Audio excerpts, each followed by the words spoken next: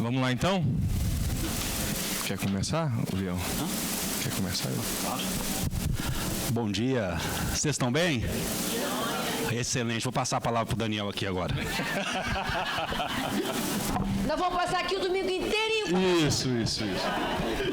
Então vamos lá, eu vou começar. Eu tive pensando esses 2 dias de reflexão sobre esse tema. Eu sou o caminho e a verdade e a vida. Uma vez lá em Ibiá, eu fiz uma provocação para as pessoas que estavam no grupo, para que eles pudessem eleger alguém que eles considerassem que fosse uma pessoa bem-sucedida. Isso aconteceu lá em Ibiá. Eles lembraram grandes empresários, grandes pessoas que se destacaram no meio social e capitalista no qual nós estamos inseridos. No final, nós dissemos a eles que, sob essa ótica, Jesus seria uma pessoa extremamente mal sucedida, porque vivia de favores, se oferecia para hospedar na casa das pessoas. Interessante, né? A gente faz cerimônia e Jesus, olha, essa noite eu vou dormir na sua casa. Morou na casa de Pedro, comia com muita dificuldade. E eu fiquei pensando no tamanho da herança que Jesus deixou para a humanidade. Quem seria capaz de computá-la? Os evangelhos trazem uma pálida noção daquilo que Jesus representa para todos nós. Mas sob essa ótica, e aqui eu quero fazer a provocação, o que nós temos percebido é que nós temos andado cada vez mais distraídos. Porque na época do meu pai, dos meus pais, a pessoa, para ter um reconhecimento social, ela tinha que ter alguma coisa. Uma casa, um emprego, algumas posses. Hoje não. Hoje basta que você aparente ter alguma coisa. E isso é o suficiente para você ser notado nas redes sociais, alcançar o prestígio social e se colocar como uma pessoa bem-sucedida. No entanto, isso tem nos adoecido. E aqui é o ponto. O que eu percebo, Ana, Jorge, Júlio, Alisson, é que isso talvez denote uma baixa autoestima, ou seja, eu não consigo me apresentar, então eu aparento ser aquilo que eu gostaria de ser para alcançar a credibilidade social. Pensando por esse lado, eu queria pedir a Ana, ou o Jorge, ou o Júlio, ou o Adson para começar, como que eu posso trabalhar esse processo de autoestima para que cada vez mais eu seja, ao invés de que eu tenha essa necessidade de ter que aparecer ter alguma coisa para ser notado. Por favor. E se puderem também nos auxiliar, como não permitir que isso permeie o desenvolvimento das nossas atividades religiosas, criando narcisistas que muito mais dominam do que instruem. Vou começar isso? Não, começa aí vocês, eu vou pensando. Pronto, deixa ele começar. Bom dia para todos. Essa discussão sobre essa mudança, ela decorre de um fenômeno que já foi comentado aqui no dia de ontem, que foi a fratura no processo dos valores da criatura humana que foram profundamente modificados no século XIX. Comentei sobre isso, Tereza também comentou, que é o seguinte: no período anterior, quando a gente tinha a fé como referência, a gente dizia assim, está ruim, mas vai passar, porque Deus está vendo. Deus está cuidando de nós. Por mais que fosse uma fé ingênua, uma fé que você até pode chamar pelo rótulo de fé cega, o que você queira chamar, mas era uma fé que levava as pessoas a suportarem determinados traumas que a vida tem. Não havia um questionamento mais profundo, mas a fé, de certa maneira, saciava a pessoa diante dos seus pontos de desespero. Ocorre que, ao mesmo tempo que a fé produzia um fator muito positivo, a religião, ao se fanatizar, ela fez um movimento ruim. Então, eu tenho a fé como positiva, mas tenho a religião, e mais especificamente o fanatismo religioso, decorrente da religião, como algo nocivo. E no capítulo 2 do livro Libertação do Sofrimento, Joana trabalha essa questão dizendo que o problema do homem não era a fé, o problema do homem era o fanatismo religioso. E na tentativa de retirar o fanatismo, arrancou-se o fanatismo, arrancou-se a religião, arrancou-se a fé e arrancou-se a espiritualidade da criatura humana, na expectativa de que o homem fosse mais feliz sem fé. O sequestro da fé produziu na sociedade uma inversão de valores muito grande. Porque a partir do momento que não existe o mundo de amanhã, eu tenho que ser feliz onde? Agora. Então eu tenho que ter o marido mais bonito, o corpo mais bonito, a casa mais bonita, o carro mais bonito. Eu tenho que ter felicidade, eu tenho que ser. Então a pessoa não tem mais paciência, ela quer com 20 anos ter tudo, ela quer... A felicidade se transferiu toda para o mundo material e isso foi péssimo para a gente, porque as pessoas estão todas voltadas para agora. Eu não estou dizendo que fazer exercício físico é errado. O Júlio faz 2 vezes por semana o seu exercício cardíaco. Só a barra, né? Que você... Deitado porque eu sou cardiopata. É só a barra que você carrega ou tem peso na ponta? Não, tem peso. Tem peso. 5 quilos, 2,5 de cada lado. Não, de cada lado. Espetáculo. Espetáculo. Então, mas isso é terapêutico. Ele precisa disso. Mas observem a profusão de academias que surgiram e o fascínio pela busca do corpo perfeito. Porque como eu não tenho mais o amanhã, eu quero esculpir a perfeição no meu corpo. Então, eu não vou lembrar de cabeça, mas eu vou tentar. A descrença levou a uma... Isso é Joana de Ângeles, livro Homem Integral, capítulo 1.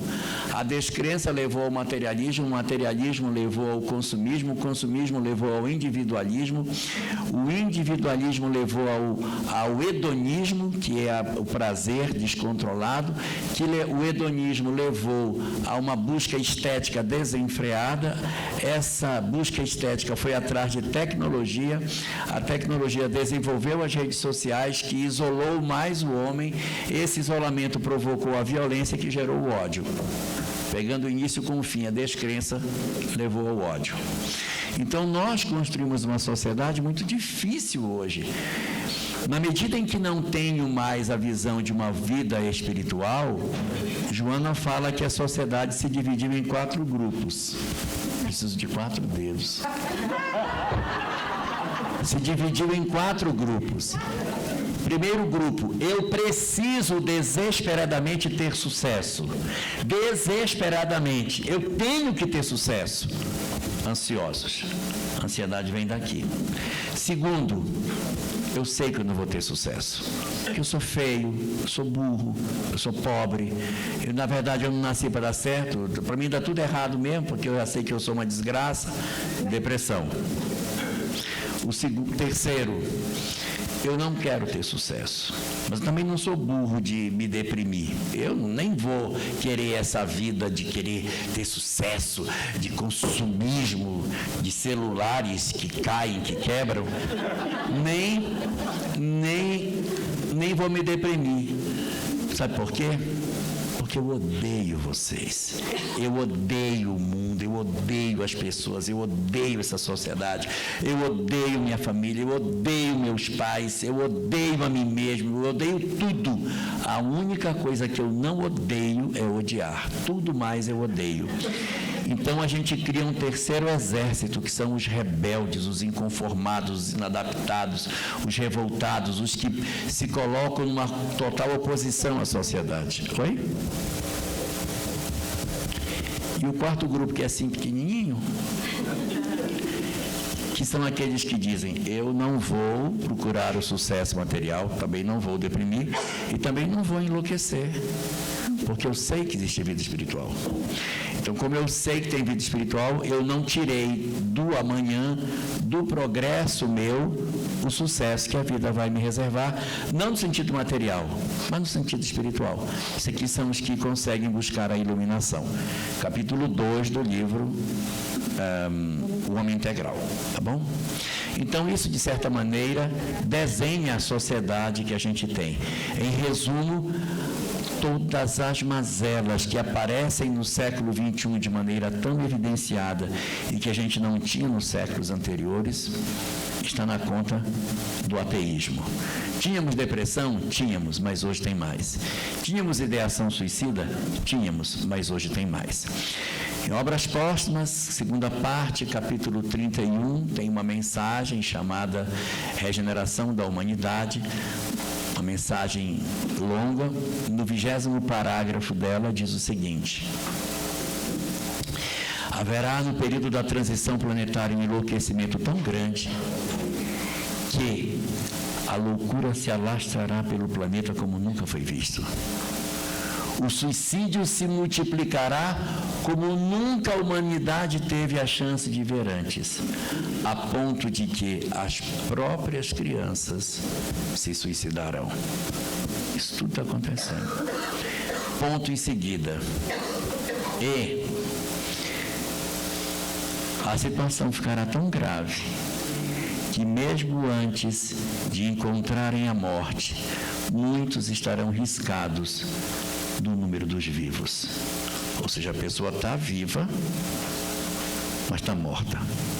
Aí um zumbi. Não. É um zumbi no sentido que a gente vê hoje. Pessoas completamente alienadas. Uns mergulhados na rede social que não tem vida social. Outros mergulhados na droga sem vida social. Nas cracolândias, são verdadeiros zumbis.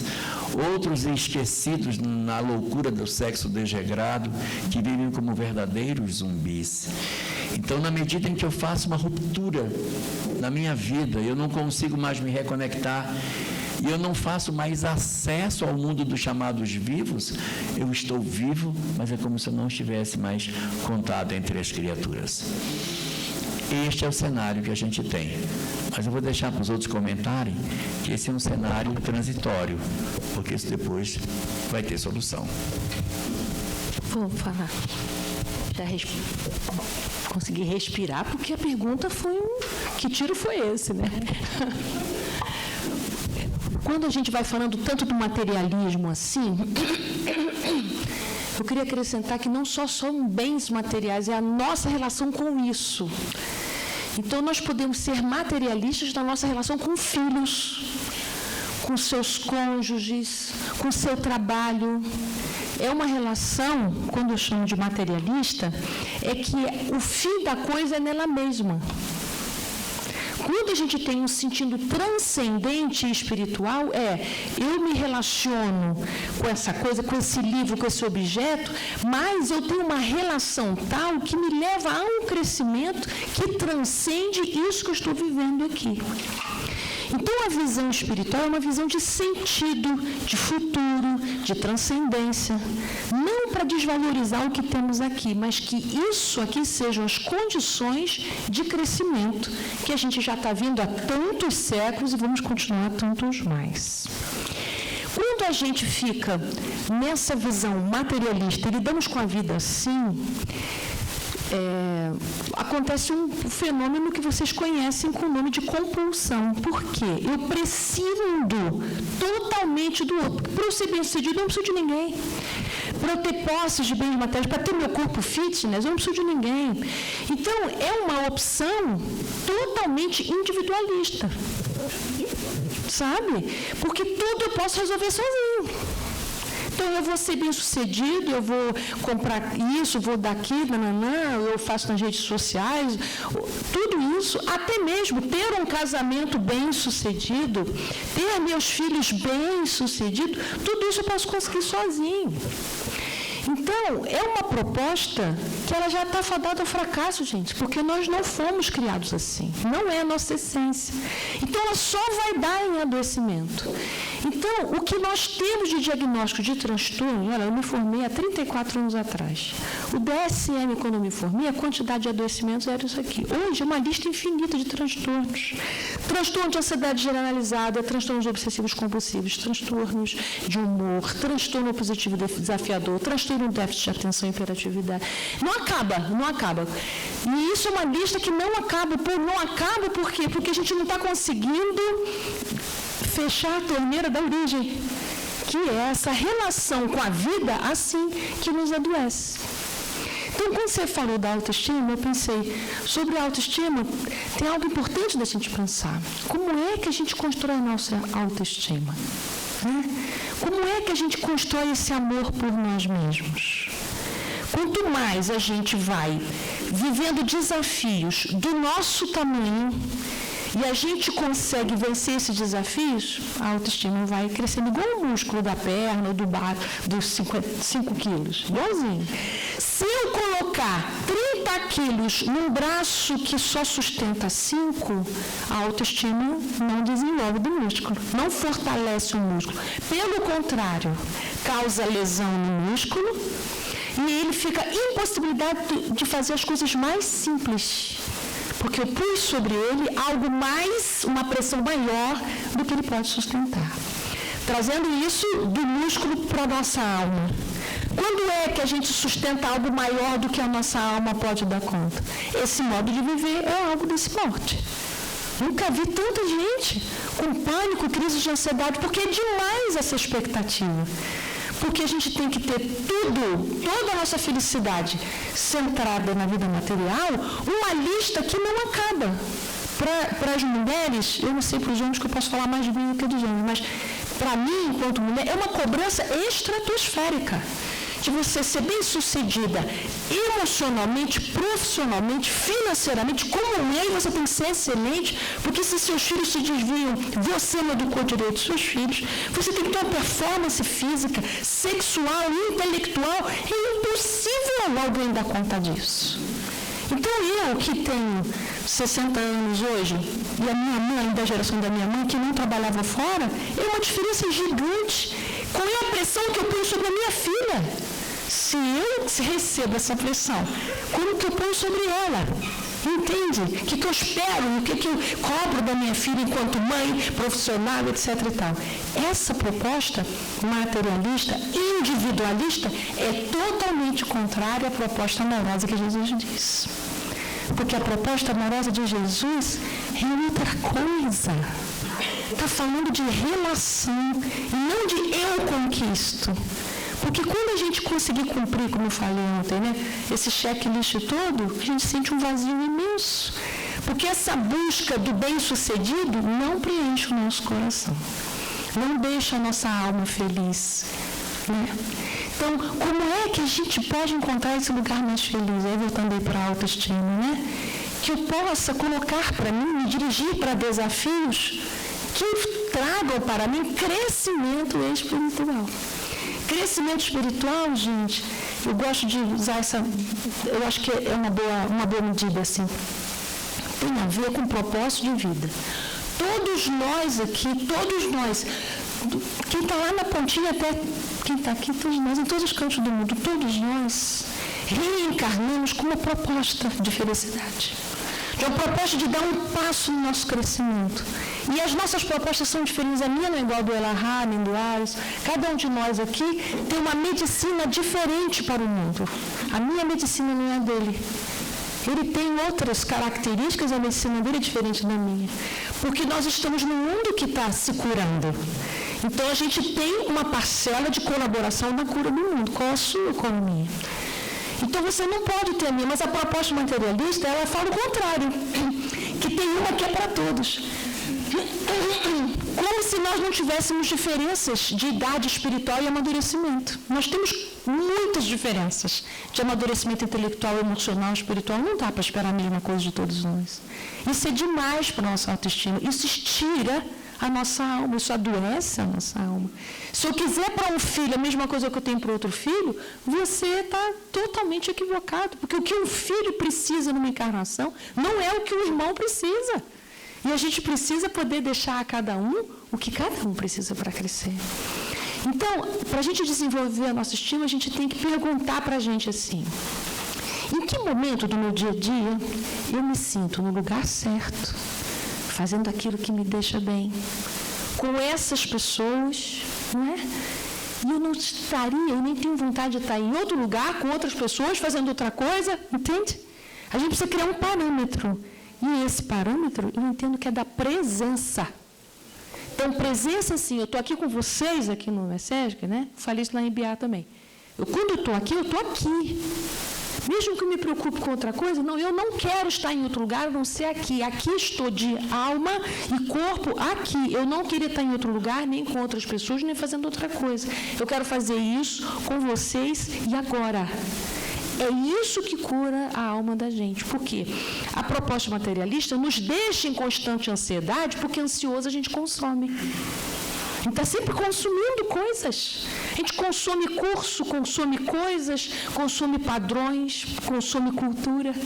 O consumismo é a resposta que inverte a nossa presença. Então, o que nos cura? Presença. Então, se você está num lugar com essas pessoas, fazendo determinada coisa, e você está querendo estar em outro, você precisa perguntar: eu quero estar em outro mesmo, ou quando chegar lá eu vou querer outro? Né? Então, eu preciso começar a pensar: e aqui?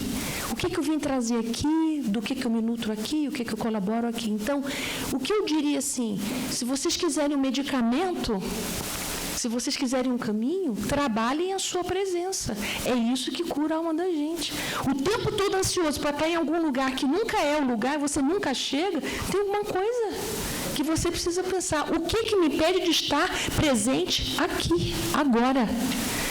E a gente só pode se nutrir se a gente parar para se nutrir. Quem come correndo está sempre com fome, está precisando sempre consumir. Então, trabalhar a autoestima, isso, presença, e poder, nessa pergunta da presença, carregar o peso e se colocar para desafios do seu tamanho, da condição muscular que você tem. Saia das expectativas alheias, das redes sociais, a expectativa em relação ao que eu posso e o que eu vim cumprir. E vamos continuar, né? Senão não acaba.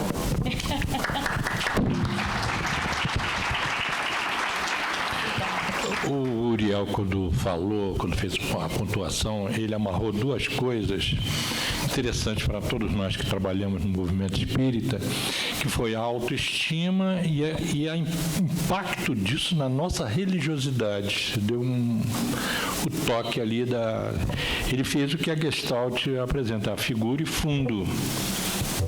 Nós estamos aí, uma questão interessante, né? Isso me lembrou também uma fala ontem do Elahá, quando ele falou da questão 982, Livros dos Espíritos, uma paixão que eu tenho por essa questão.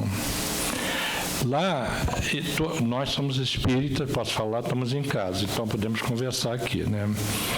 Muitos de nós acreditamos que o fato de sermos espíritas, beleza, tudo bem, está tudo legal, não vamos para o umbral, vamos desencarnar numa boa. Isso não é verdade, isso é uma crença. A questão 982 fala que é importante ser um homem de bem. E Kardec faz um comentário, logo após a resposta, dizendo: o importante é ser um homem de bem. Nunca dissemos que só o espírita é que se dá bem depois de desencarnado. Esse se dá bem sou eu que estou dando, né?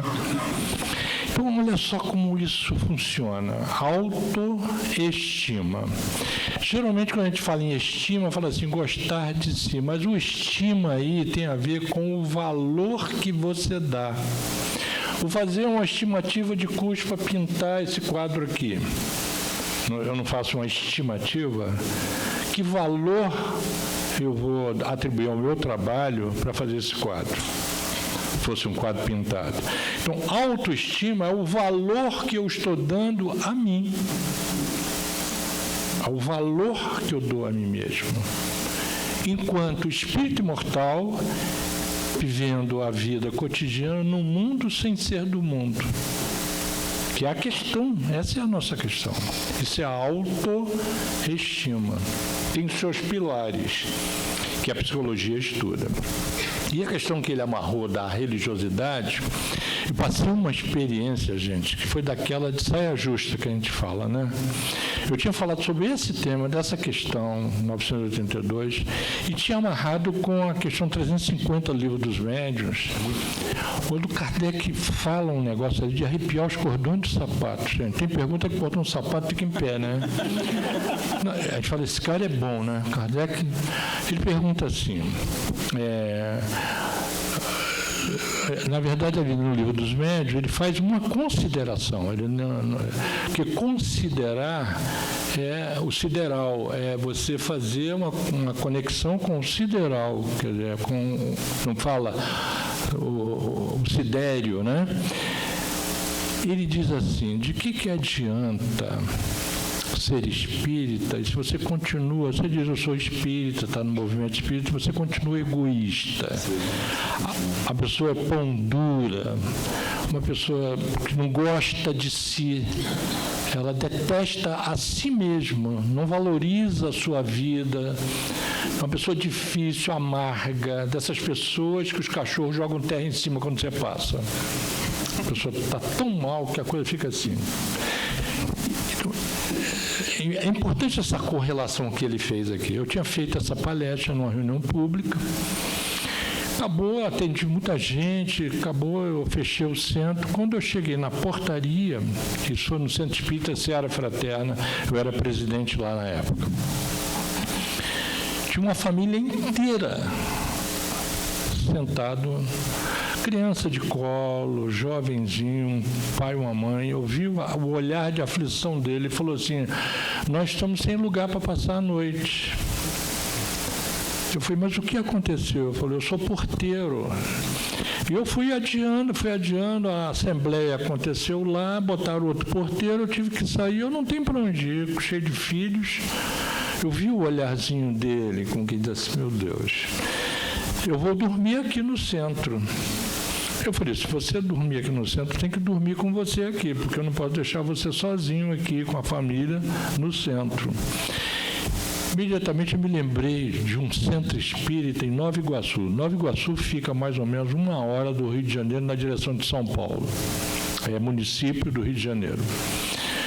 Uma casa espírita que tem um albergue noturno, que é uma coisa muito rara no Rio de Janeiro acontecer isso. Eu falei, olha, vamos fazer o seguinte, eu vou levar vocês para um albergue, vocês vão ter uma sopinha quente, vão tomar um banho, as crianças vão se alimentar, vai dormir bem. Amanhã de manhã, eles arranjam até um dinheiro da passagem para você ir para algum lugar. Ele ficou... Mas aí, imediatamente, eu me lembrei, mas como é que ele vai chegar em Nova Iguaçu? Isso já devia ser umas 11h30 da noite. Ali a gente passa pela famosa Baixada Fluminense, não sei se vocês já ouviram falar, né? A Baixada Fluminense. E tudo deu aquele frio na espinha, porque essa é a coerência que ele está falando ali. Acabei de falar lá em cima, gente, o tema, e aí pinta o testemunho. Eu falei assim, vamos lá, meu carro estava na porta, uma Belina, lembra da Belinda? Sim. Belina, né? Belina, uma Belina branca, lembra dela, Tereza? Belina. Botei todo mundo lá, a criançada dormindo já, e vamos para a Baixada, né? Aquela hora da madrugada, já era meia-noite e meia. Cheguei lá, o meu receio era chegar lá, bater na porta e não ter ninguém. Eu cheguei a pensar o seguinte, se esse pessoal não atender, eu vou levar para minha casa. falei, vai para minha casa, porque eu não vou deixar esse pessoal assim ao léu, né? Bati na porta e abriu, a porta se abriu, um senhor sorridente. Aí, é isso que é bonito. Sorridente. Ali eu falei, ai meu Deus, graças a Deus. Graças a Deus, minha palestra valeu. Aí eu falei, olha, essa família chegou lá no centro. Não precisa nem explicar. Vamos entrar, meu irmão. Pegou as crianças. Vamos preparar uma sopinha para vocês. Já começou, vamos tomar um banho. Assim, gente. Imagina. Madrugada. Já era 1h da manhã, sei lá. Eu fui para casa chorando. Mas chorando de felicidade. É uma questão que acontece no movimento espírita. Falam tanto do movimento espírita, criticam tanto. O Rio de Janeiro, então, falam muita coisa do Rio de Janeiro, e muitas coisas têm razão mesmo. Mas tem coisas que acontecem no bastidor que falam disso, essa coerência, né? É tão bonito isso. Isso é a doutrina espírita, isso é a autoestima. Aquele cidadão que fez boa noite, vamos entrar com aquele... É o porteiro divino que eu chamo, né? Que coisa linda. Isso cativa a gente. Eu nunca mais me esqueci daquele porteiro.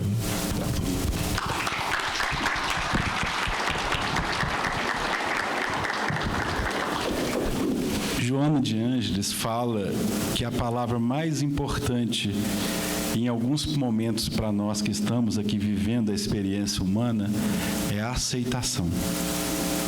Não é aceitação no sentido de estagnar. É a aceitação entender a importância daquele contexto familiar que eu estou inserido, a importância da região onde eu estou inserido e a importância das circunstâncias que nos visitam como aprendizado. Onde nós estamos inseridos hoje é o melhor para nós. Na época em que o Chico tinha aquele hábito de dar um pouquinho de dinheiro, de pão, o pessoal passava na fila ali em Uberaba, ele contava que Bezerra de Menezes trazia espíritos que iriam reencarnar naquelas famílias para que eles vissem que eles não estariam desamparados, que aquela experiência, naquele corpo, naquela informação seria importante. E Bezerra dá esse exemplo que quando ele está sendo sepultado, ele acompanha o seu corpo em gratidão àquele instrumento. Nós temos que entender que esse momento nosso aqui não é o fim, é o meio. Mas a felicidade, ela não está essencialmente no fim. Ela pode, como está lá no Livro dos Espíritos, nós vivemos poder uma felicidade parcial aqui. E essa felicidade, ela não está projetada externamente.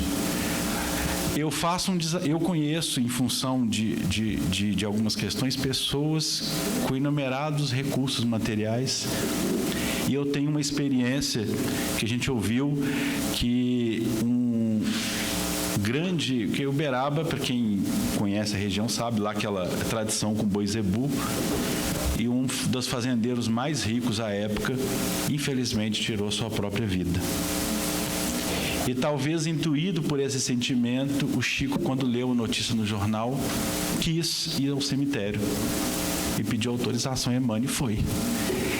E ele chegou lá e viu aquele fazendeiro vinculado ao corpo em extremo sofrimento.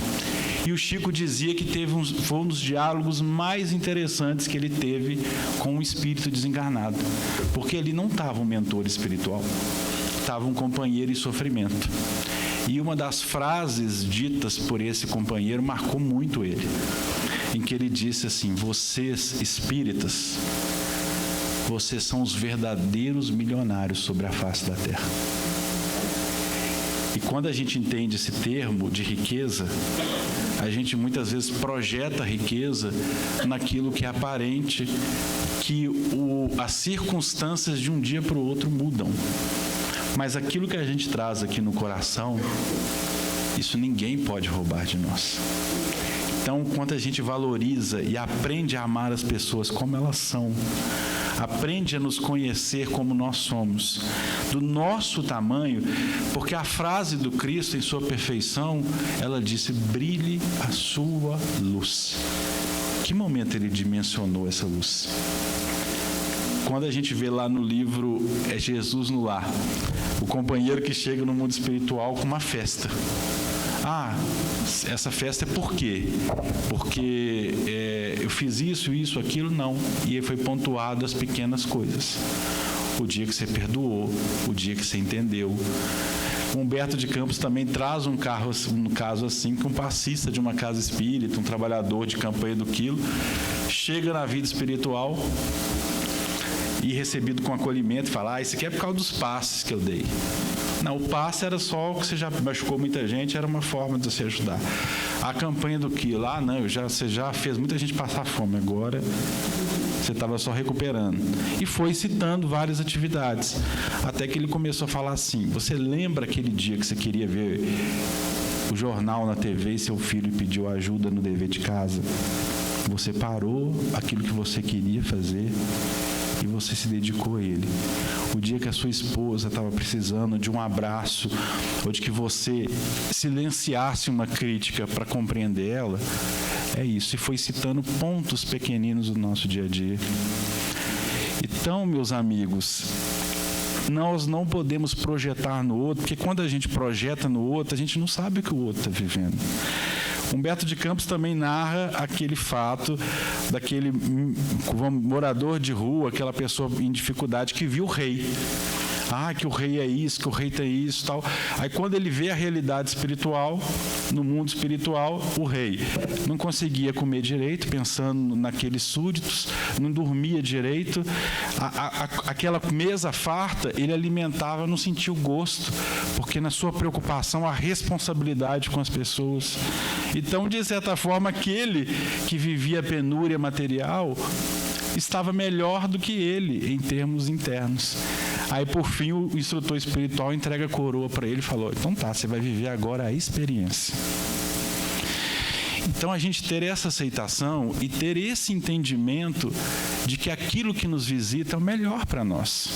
Igual muita gente chega e fala assim: vê aqui, chega na casa espírita, igual aquele caso, o expositor falando, fala assim: poxa, nossa, eu queria ter a memória dela. Nossa, que memória boa.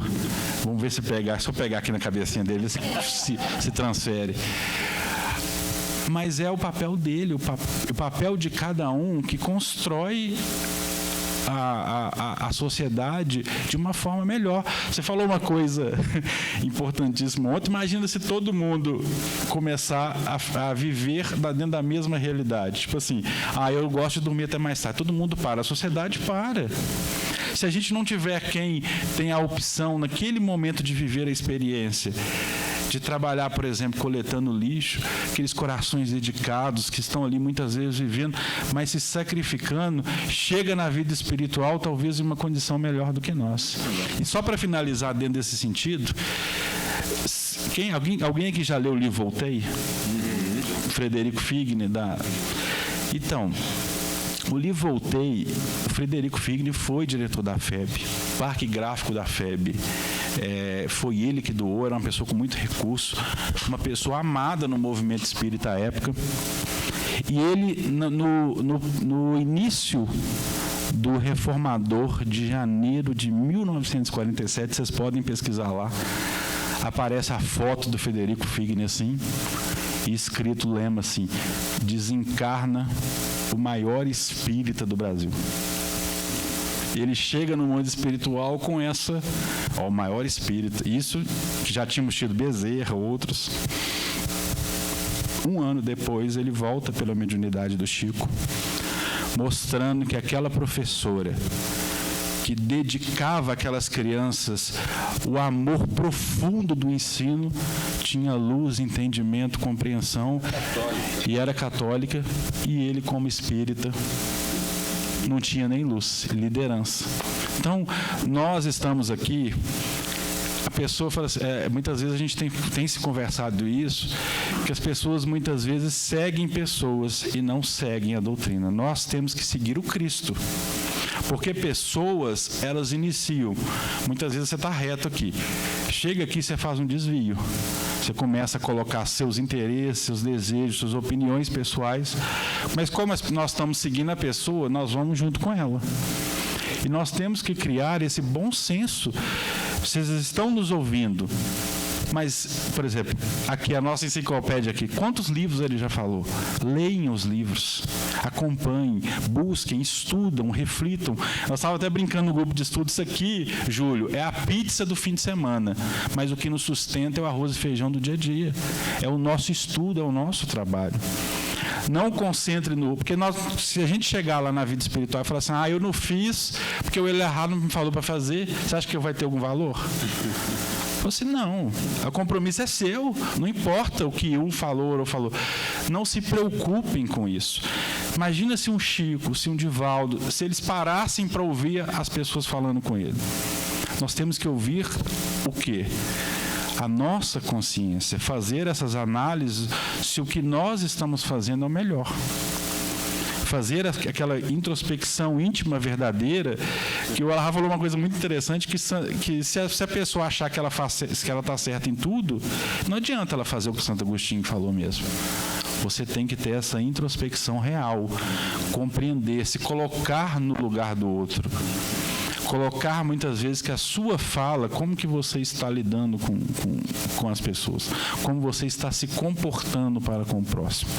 Porque muitas vezes a gente acha que o problema está no outro e muitas vezes o problema realmente está em nós.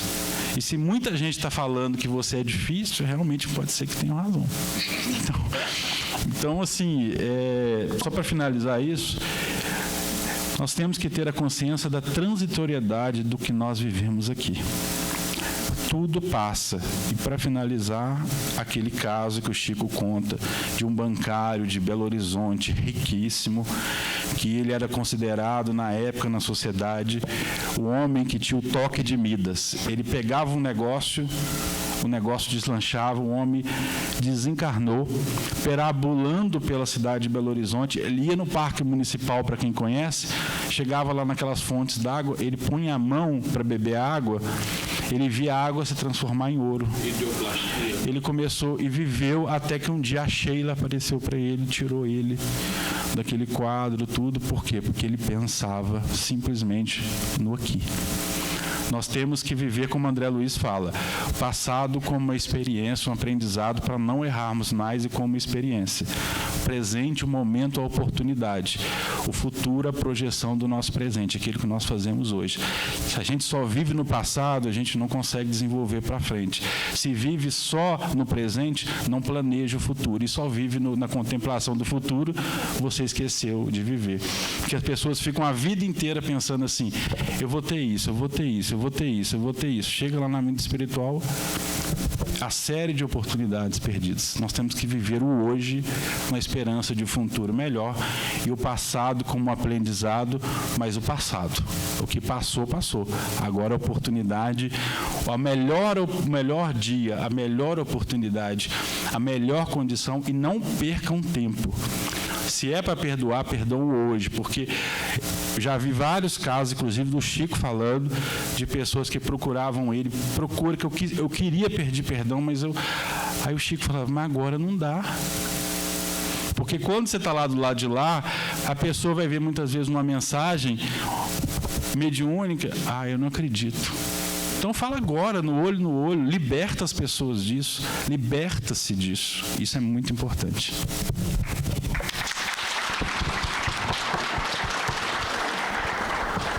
Nós vamos abrir para perguntas, então já meditem aí o que gostariam de questionar aos nossos amigos. Mas se eu posso aqui, muito próximo a essas presenças ilustres, sem querer envaidecer a nenhum deles, mas se eu posso aqui pontuar algo, eu tenho 2 amigos. Um é descrente e o outro é ateu. O descrente, agnóstico, obrigado, Elahá. O descrente, ele crê em Deus com raiva. Por isso que eu estou falando que ele é descrente. Porque ele sofreu um processo com o filho dele, que ele ainda acredita na divindade, mas ele tem um ódio profundo da divindade. O outro não acredita em nada. Ele não acredita em absolutamente nada, mas ele não tem raiva do mundo. Então, a perda, para mim, da descrença é o movimento que ele nos trouxe aqui. Muitas propostas de Deus que são apresentadas às pessoas fazem com que as pessoas fiquem descrentes. E nós temos muita responsabilidade nisso. Você não levou uma proposta de Deus. Você mostrou à pessoa o que é a divindade que existia no seu coração e no coração daqueles outros. Uma pessoa que abriu a porta com aquele sorriso, coroou tudo. Coroou tudo. Imagina, porque cada um faz uma parte na casa espírita, por exemplo, a gente não faz tudo, né? E você sempre conta que o companheiro, mas passou um receio no meu coração. Eu falei, meu Deus, e aí? Mas, bom, seja o que for, eu levo para minha casa. Não é? Mas o que eu fiquei feliz é que tem um homem de bem no movimento espírita, gente. Sim. Pode parecer uma coisa redundante, mas não é não, viu? É muito. É bom a gente falar isso, porque a gente gosta de ser espírita. Autoestima é isso. Eu tenho prazer em dizer, eu sou espírita. Eu tive um cliente da psicologia clínica que ele chegava com um livrinho envelopado, todo envelopado. E eu, pelo tamanho, desde menino, família espírita, a gente olha o livro dos espíritos, conhece ele até debaixo d'água, né? Eu falei, esse é o livro dos espíritos. Mas todo envelopado, todo forradinho. Ele vinha do trabalho, ele trabalhava na Petrobras. Chegando no consultório com aquele livrinho, eu perguntei para ele, você sempre chega com esse livrinho, né? Você pode dizer qual é o livro? O livro dos espíritos. Eu falei, eu sei. Aí ele perguntava, mas você sabe para que perguntou, né? Na verdade, eu queria um ensejo para entender por que ele envelopou. Eu falei, mas se é o livro dos espíritos e você está dentro do movimento espírita, por que você envelopou? Você sabe como é, né? Eu falei, eu não sei não, explica aí. Eu não sei. Então entrou numa coisa chamada normal. É normal a gente fazer isso, senão vão fazer bullying comigo lá no trabalho. Vamos chamar de macumbeiro, vamos chamar disso, aquilo. Então, normal para a física, para a geometria, é uma reta perpendicular a um plano, se chama reta normal, né? Mas a doutrina espírita, ela não trata dessa normal, ela trata do fio de prumo, que coloca em questão o plano que determina o que é normal. É uma questão filosófica para a gente pensar. Precisa olhar o horizonte muito além do plano Terra, muito além do, aspas, normal que se estabelece na cotidianidade da nossa existência, né? Eu quero por favor, mas eu quero na verdade, agradecer as presenças dos senhores antes. Mas só agradecer porque quando vocês falam, vocês destroem descrenças, porque vocês acessam o nosso coração. E esse é o evangelho que ficou sem leitura ultimamente, o coração daquele que está ao nosso redor. Então, muito obrigado a vocês, porque vocês auxiliam a destruir a nossa descrença e nos devolvem, na capacidade de cada um e dentro da nossa capacidade, o olhar divino que nós precisamos. Muito obrigado mesmo.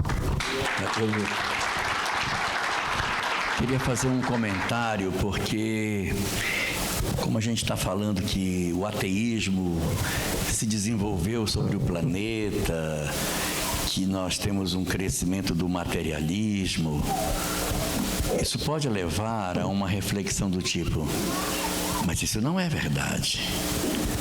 Porque nós vemos muitas igrejas repletas de pessoas. Existe realmente um crescimento em vários segmentos religiosos e até mesmo cristãos. E a gente fica se perguntando, como é que o materialismo pode estar crescendo se a gente vê um crescimento do movimento cristão no Brasil? E é muito importante que a gente observe que muitos, não estou dizendo todos, mas muitos desses movimentos cristãos que se apresentam são, no fundo, movimentos materialistas também. Porque eu me movimento dentro de uma perspectiva de que o Cristo irá me entregar as coisas da matéria. Eu só mudei quem é o agente. Mas eu estou atrás do que o Senhor me entregue as coisas do mundo material. Apoiando muitas vezes essa mensagem numa leitura do Antigo Testamento, onde Deus era o provedor absoluto, que derrotaria todas as dificuldades e me daria os bens da terra. E essa visão, ela muitas vezes ela está atrelada em alguns segmentos cristãos. Então, quando se fala que o movimento materialista cresce no planeta, a gente vai ver todo o movimento ateísta, todo o movimento que o ateísmo tem e todo o movimento religioso que supervaloriza a matéria em detrimento do espírito. Então, nós temos hoje muitos movimentos com o rótulo de cristãos que são mosaicos. Eles são como o pensamento de Moisés. E não é o pensamento do Cristo verdadeiramente. E aí vocês vão observar o quanto que essa mensagem se assenta em conceitos antigos que foram depois revisados quando Jesus esteve conosco nos mostrando o valor das coisas espirituais. Então, não nos iludamos em ver, de repente, determinados templos com pessoas, mas é importante que a gente analise o que estamos buscando nesses templos? Os valores do céu ou que o Senhor nos entregue os valores da terra?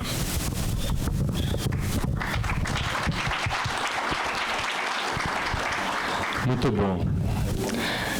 Houve mais uma mudança aqui e nós vamos... quebra de protocolo.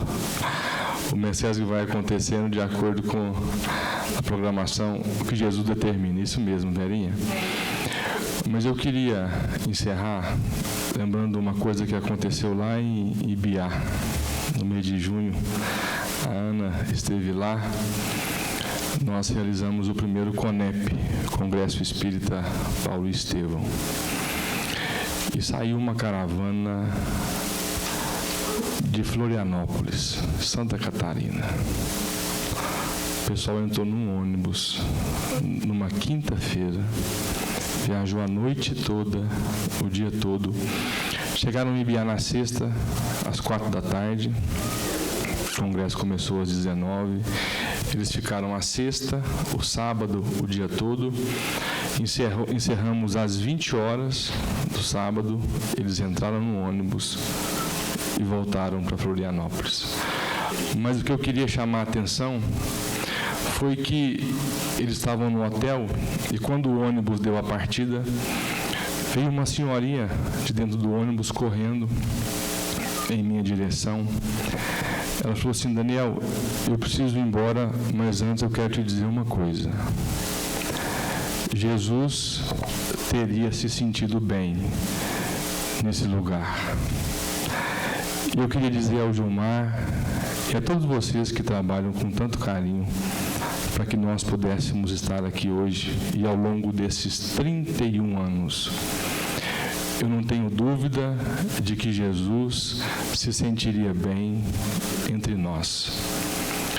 E essa é a pergunta que eu me faço todas as vezes que eu me vejo em um ambiente religioso, seja ele qualquer que seja.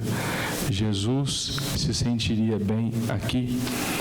Se a resposta for sim, é sinal de que nós estamos fazendo a coisa certa. E eu não tenho dúvida de que Jesus também se sentiria bem nessa roda. Ontem, voltando para casa, o Elahá, talvez você não saiba a dimensão do seu trabalho, eu queria estender isso para a Ana, para o Júlio, para o Alisson. A Rose, minha esposa, falou assim: engraçado, né? A gente conhecer alguém, poder abraçar, tirar a foto, conversar, abraçar, uma pessoa que a gente só via na telinha. Então, assim, essa representatividade, mas acima de tudo, essa simplicidade no trato com as pessoas, falam muito mais alto ao coração de todos aqueles que cruzam o nosso caminho. Porque o reino de Deus está entre nós, entre a relação entre mim, o Jorge, o Alisson, a Ana e o Júlio. E eu não tenho dúvida de que Jesus se sentiria bem entre vocês. Então eu queria, em nome de todos aqueles que acompanham o MECESG de longe, agradecer a todos vocês que fizeram desse momento tão especial para o meu coração, para a minha família, e para todos nós que aqui estamos. Gilmar, mais uma vez, que Deus possa abençoar o seu coração e o coração de todos aqueles que trabalham para que nós possamos estar juntos. E que o ano que vem possamos estar novamente reunidos aqui no MECESC. Obrigado. Ok.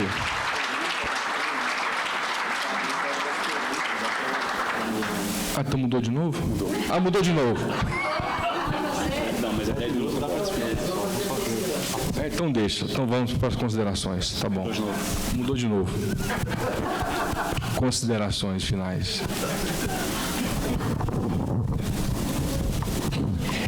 Na verdade, as minhas considerações finais são só o meu agradecimento a todos pela acolhida, pela canjica, né? A fogueira, né? Não, é agradecer a todos pela possibilidade de estarmos aqui e sairmos daqui com uma informação muito clara. O Alisson vinha conversando conosco isso no carro quando a gente estava vindo para cá, que são os nossos movimentos de distração.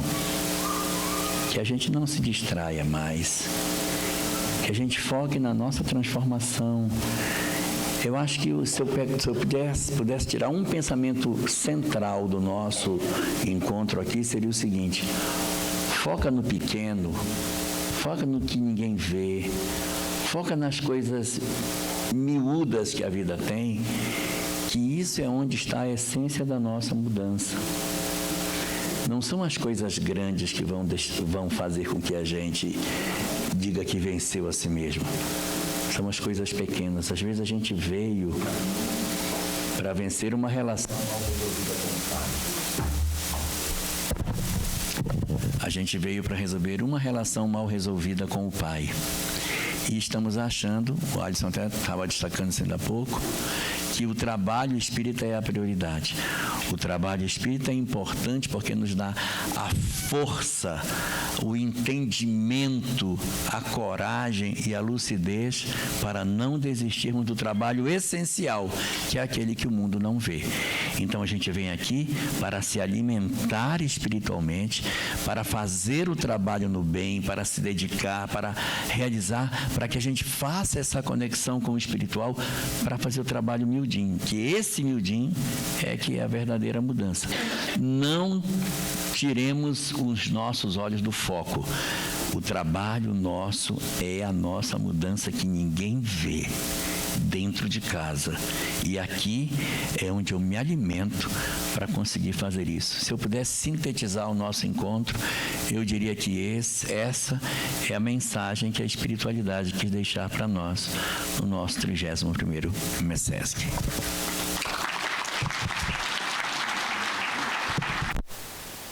Foi bateria. Primeiro eu queria dizer para o Gilmar, pessoal, que a Emmanuel fala que tudo muda, menos a lei de mudança. Então as mudanças estão...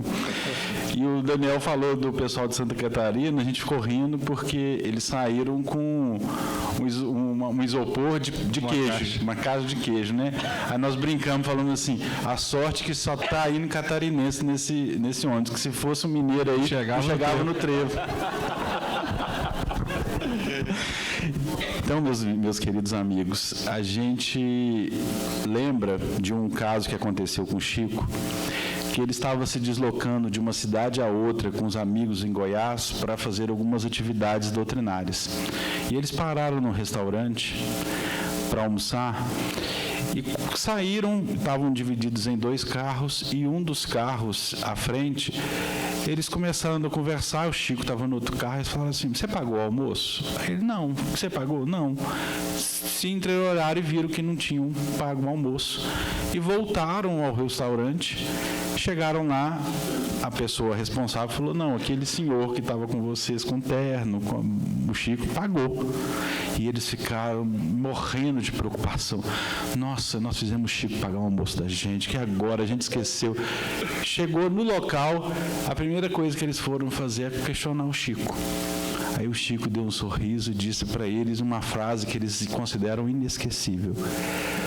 Não se preocupem, para os amigos sempre o melhor. Então, o que eu quero dizer para vocês que aqui nós criamos uma amizade.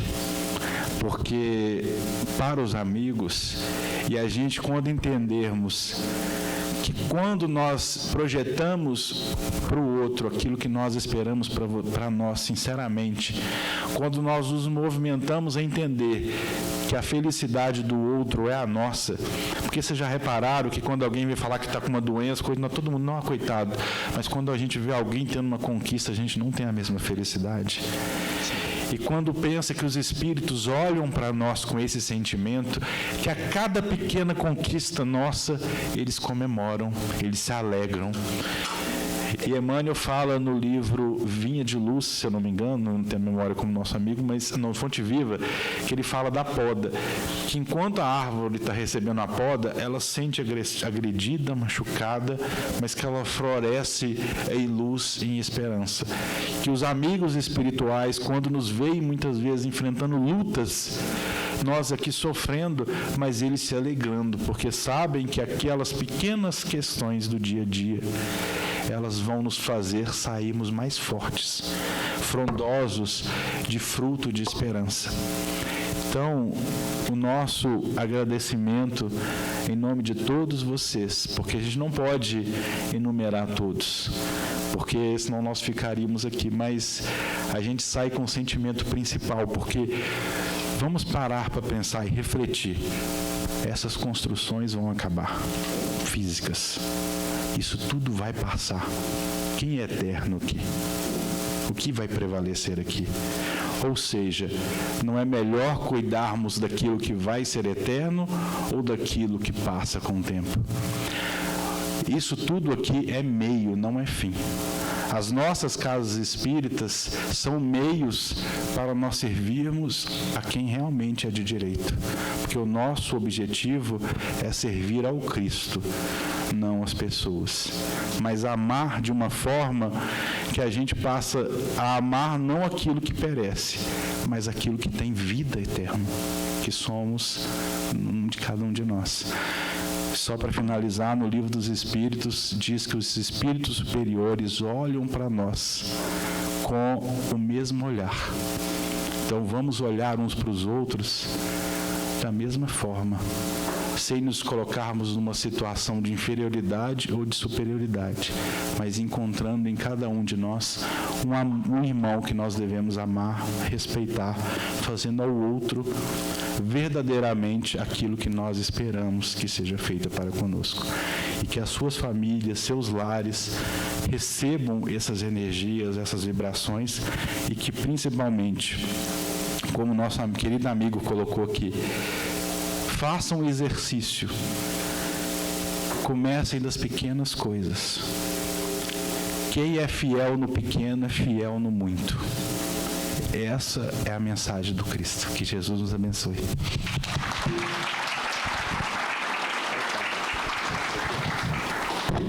Uma vez eu estava em Juiz de Fora, na AME de Juiz de Fora, acompanhando o Ronaldo Tornel, que era presidente da AME. E ele me contou um episódio do pai dele, que ele era caixa do Banco do Brasil, o pai dele, chamava Isaltino Silveira. E o Isaltino contou um episódio que eu acho que faz a diferença. Nós passamos aqui essa experiência social nossa, espiritual. O que fez a diferença, né? A gente fica aferindo, né? Olha só o que aconteceu. Existia um colega do Isaltino espírita, ele fundou a AME de Juiz de Fora, foi um Isaltino Silveira, enfim, muito amigo do Chico. Eu sei de muitos casos do Chico contado por ele, porque era com a mesma idade que o Chico. Isaltino todo dia ali no caixa. Você sabe que caixa tem que ficar de olho no troco, senão perde, né? Falava sempre na providência divina. E o outro, que era materialista ateu, falou: que providência nada, rapaz. Que providência? Fica acreditando em lorota, essas coisas de religião. E ficavam o tempo todo, um falando com o outro, se tem ou não tem providência divina, tem ou não tem. Um certo dia, o tal materialista ateu, amigo dele, muito amigo dele, deu um erro lá enorme na conta. Vocês sabem que eles todos se cotizam, ajudam, passam da hora para refazer as contas e viram que realmente ele deu um troco errado lá de uma grana, ia perder uma grana, e eles têm lá uma caixinha e tal, né? E o sujeito ficou muito abatido, muito triste, né? No dia seguinte, está lá a fila de pessoas. O tal ateu levantou e gritou assim: Exaltino, olha a providência aqui. Aí ele falou: o que foi? Ela veio devolver o dinheiro. Agora eu acredito na providência. O nome da senhora é Providência, não é? Olha só, valeu a pena o Exaltino ficar escutando aquele bullying todo, aquela gozação, e fazendo a diferença na relação com um colega de trabalho no miudinho de todo dia. Todo dia ele fala: não, a providência divina não falha. Não, Deus é bom pai. E sempre trazendo um conceito positivo para ele. E ali a providência surgiu, que a senhora devolveu o dinheiro. Chegou para ele e falou: só me deu um troco a mais, devolveu o dinheiro inteirinho para ele. Ele falou: pronto, acreditou na providência, né?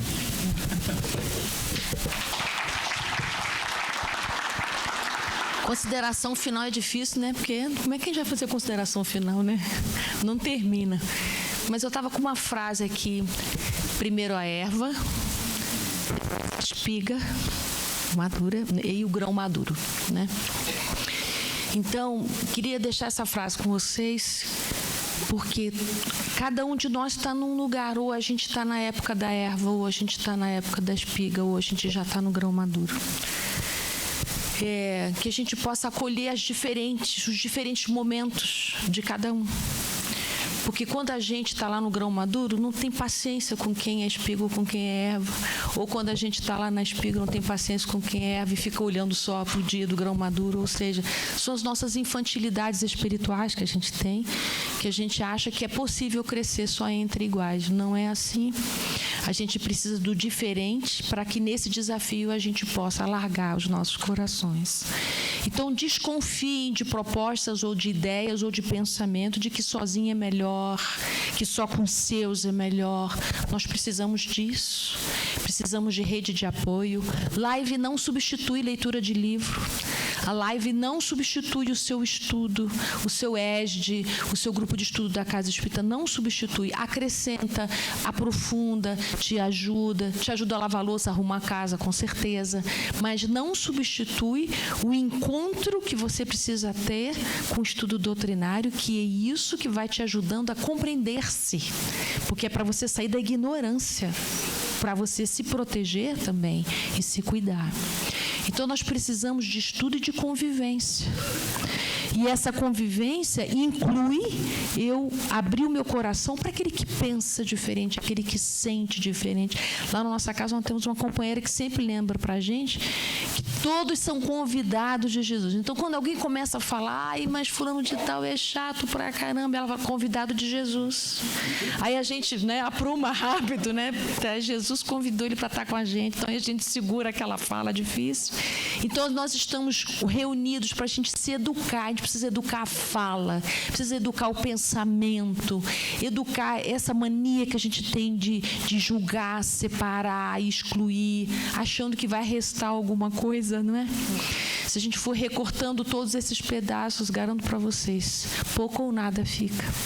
Então, acho que a gente teve aqui 2 dias intensos para a gente sair da distração, para a gente olhar para o essencial, porque a vida acontece para onde a gente olha. Então, que venham muitos messes, que tenham muitas convivências, muita canjica, muita fogueira. Um beijo no coração de todos. Muito obrigado demais.